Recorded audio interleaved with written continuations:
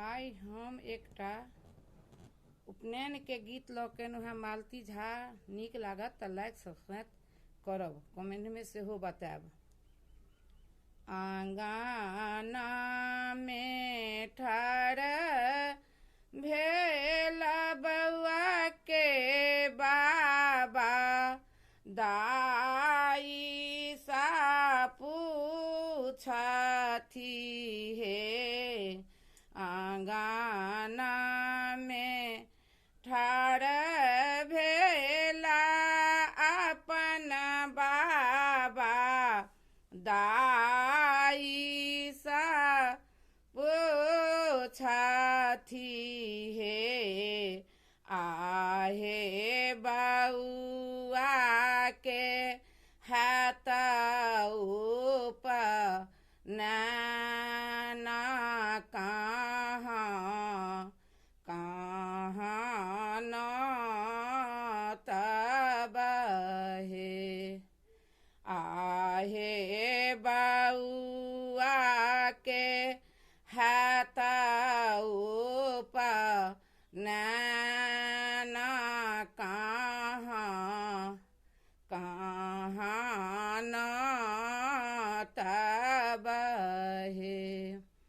पहिले जे न तब देबा लोक, तखना पितरा लोक हे। पहिले जे न तब देबा लोक, तखना पितरा लोक हे। आहे आंगना में अथिन पितरा लोक, बउआ के आशीष देथिन हे।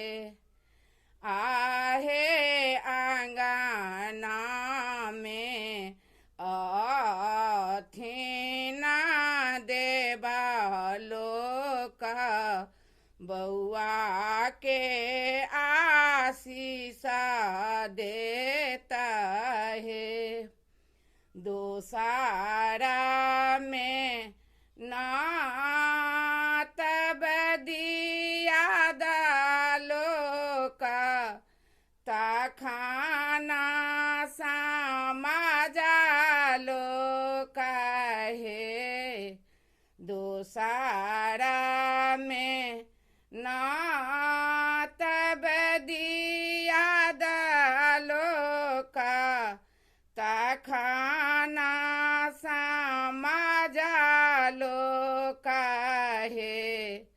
आहे आंगना में अथिन समाज लोग, आंगना सोहना लागू हे।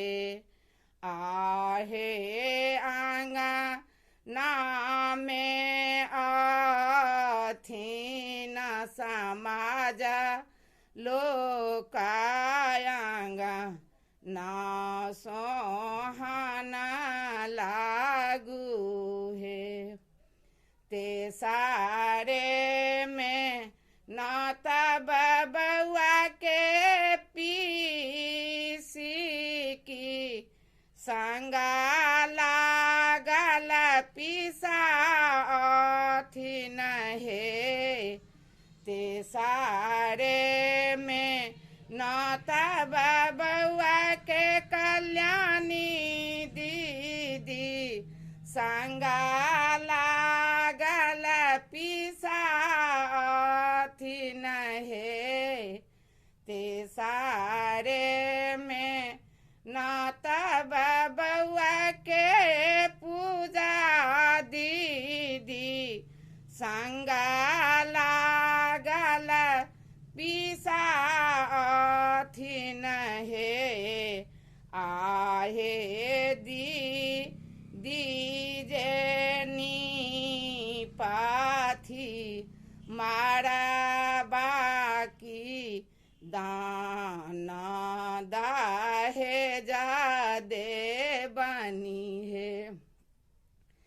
चाह पीसी के देवन कान कबाली की पीसा जी के औठी दे बनी है।